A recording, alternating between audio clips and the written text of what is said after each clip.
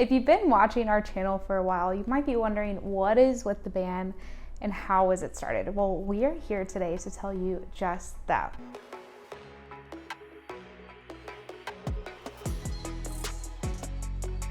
My name is Sarah Beth and I'm the founder and CEO of With the Band.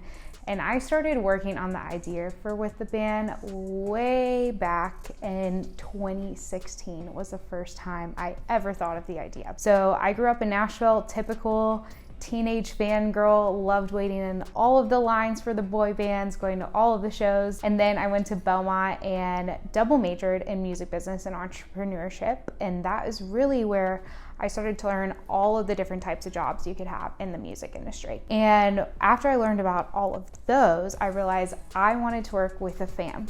So I went searching for my dream job. And what was crazy to me was that all of the fan engagement companies out there, they were either always like screwing over the artist or screwing over the fan.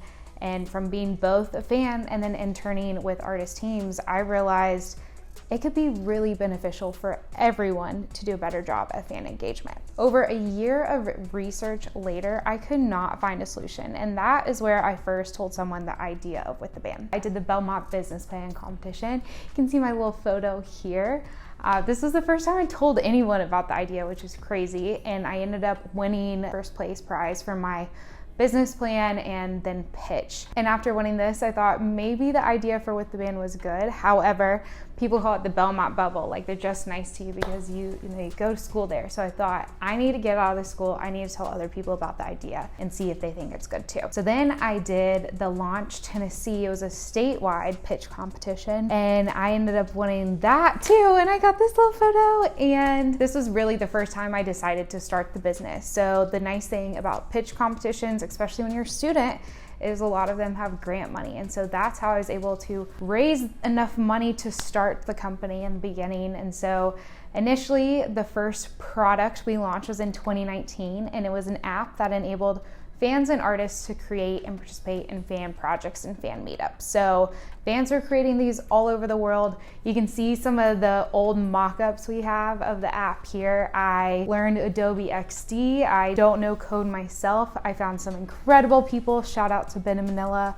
who are great at coding, but I was really the idea person. So learning why artist managers did what they did and what do artists need, and help bring those needs together and what that would look like on a page, and then had my incredible developers code it. So after we launched the app in 2019, we then decided to create some little marketing campaigns to try to promote the new app. So this is where things get crazy. The very first campaign I decided to do was at the Jonas Brothers concert in 2019. If you've watched some of our previous videos, including like our story, I was a big Jonas Brothers fan growing up. They were the first band I remember loving, so this was a full circle moment for me. As you can see in the picture here, we created over 16,000 signs that said, "Thank you for coming back to us." So this was the Jonas Brothers reunion show. It was really a big deal, especially if you've seen their documentary, you know how big of a deal it was that they came back together. And we all held up these signs during the song Comeback. So it had instructions on the back for the fan to hold it up during and only during that song. And it created such a beautiful moment. I'll play a little video. It's also on Nick Jonas's Instagram page if you go and scroll way back there. But it was such a magical moment. All three of the guys were crying on stage. I was crying. We all were crying. And then it was trending on Twitter for 2 days too, which was incredible.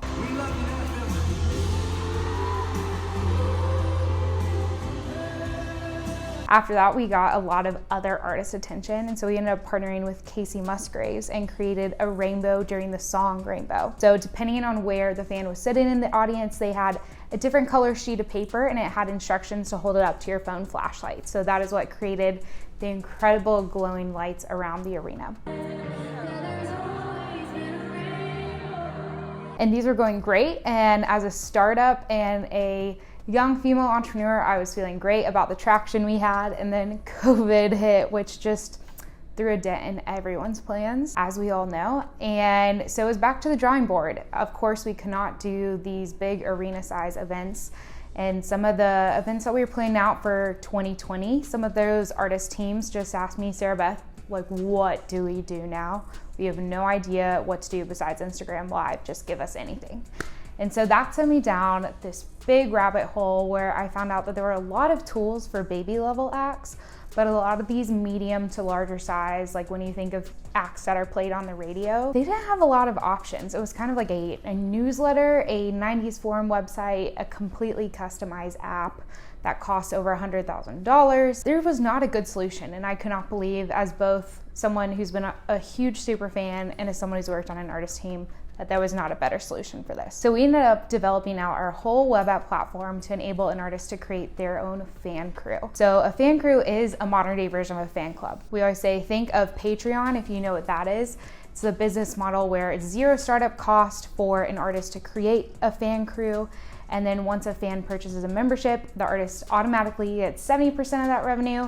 And then we deal with all the tech fees and get whatever is left over up to 30%. And so this is really where we did a big launch this past year. We had our very first beta artist was Maggie Rose, and she is an incredible Americana folk with influences of jazz and country and R&B. She's so good. Check her out if you haven't. And she was our first beta artist. And then we added Dylan Scott. He is a country male artist and he's about to go on tour. So if he's coming to your area, make sure to go see him. And we're going to be launching a bunch more this fall. I've always said I wanted to support artists who are diverse in every form of the word, from race to gender to what genre of music they're in, to where they live, to everything. So we are so excited to help better support artists and really then help them create better fan communities. So at the end of the day, we want to make sure that both the artist is happy and the fans are happy. And the fan is excited to connect with the artist, but we also want to provide opportunities where the fans can connect with other fans. So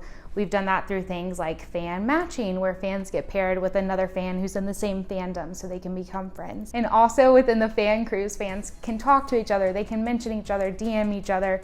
So we're really trying to create some supportive fan communities. After COVID hit, and then we decided what we needed to build out, I started bringing on a team. And so then that's where I met Carlyn. Woo! So Carlyn started as my intern. I have absolutely loved having interns. That's one of my favorite parts about starting with the band. Can you tell everyone kind of how you first, I don't even really know, how did you first hear about With the Band? When I was in college, I was in this organization called Women in Entertainment, if you didn't know. Sarah Beth and I went to college at the same place, just different times. Basically, they were having this panel and you spoke on the panel. I hadn't held an internship yet, and so the start of my junior year was 2020, and I applied that semester and then I got rejected. Then I did an internship, didn't do one the following spring, and then fall 2021 applied, and then he never got rid of me. So yeah, Carlyn started as an intern and then came on full time right after she graduated, and we've loved having her ever since. She is the typical fangirl, as we all are honestly here. Can you say what's been your favorite story or favorite thing about working out with the band?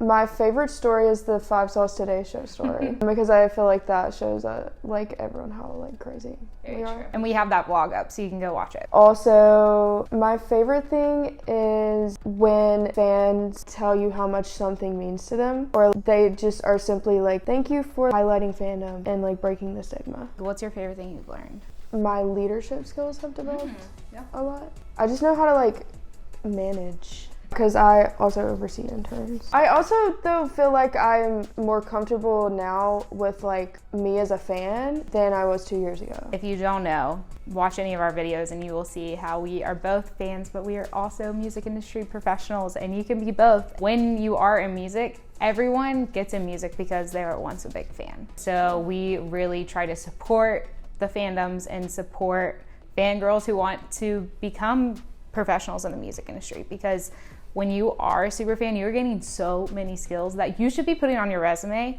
and you might not realize it, but if you're managing a fan account, that is managing a social media account, that is managing followers, that is keeping people engaged. Those are really valuable skills, even if you don't work in music, to work in marketing. So make sure that you are putting this experience of a fan to good use with your career.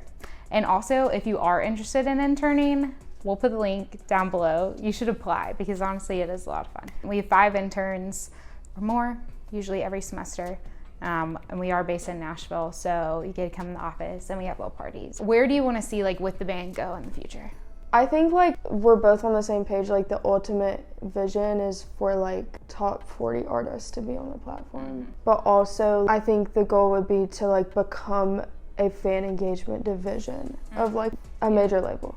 Because I feel like the industry is moving towards that. Totally. And like focusing more on fan engagement, but like I feel like eventually everyone is gonna have literally a fan engagement division where they consult fans. We talk a lot about this, and if you are involved in K-pop at all, you know K-pop does fan engagement like 1 million out of 10. Yeah. They do such a good job. That is what we are trying to bring over to the US, trying to help US artists, not just US artists, but since we are US based, we work mostly with US artists, know how to engage their fan bases and know how to do it well, and again, to make it beneficial for everyone. I think that would be like the ultimate dream. I think at the end of the day, for me, it's part of what you already said with, it's when fans say comments of like ways we impacted them. That's my favorite thing. And then too, just like at the end of the day, realizing, whoa, like I helped this many artists and this many fans feel a part of something or make an impact and make a difference, whether that's an actual bond between friends or a monetary thing for an artist, or, you know, there's so many different ways I feel like we get to impact people. That's so special. So when I look to the future, I'm like, okay, how can we just create a bigger impact? But make sure to stay tuned because we are going to be launching a bunch of fan crews very soon, and we want to have you as a part of them. And I'm really excited for these artists. They vary a lot in all of the best ways. So make sure to stay tuned to get to know them and join their fan crew. Until then, bye guys. Bye.